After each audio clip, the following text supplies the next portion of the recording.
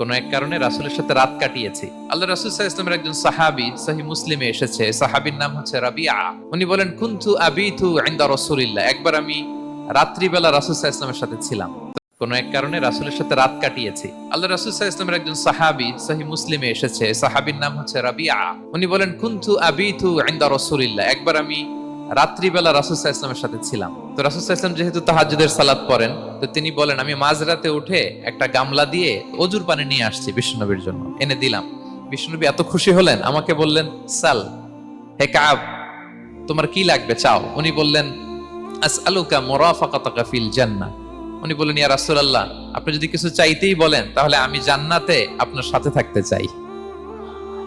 দেখেন কিভাবে ওনারা সুযোগ কাজে লাগাতেন। বিষ্ণু বললেন আওয়া গায়রা যালিক, আর কিছু চাও, অন্য কিছু লাগবে?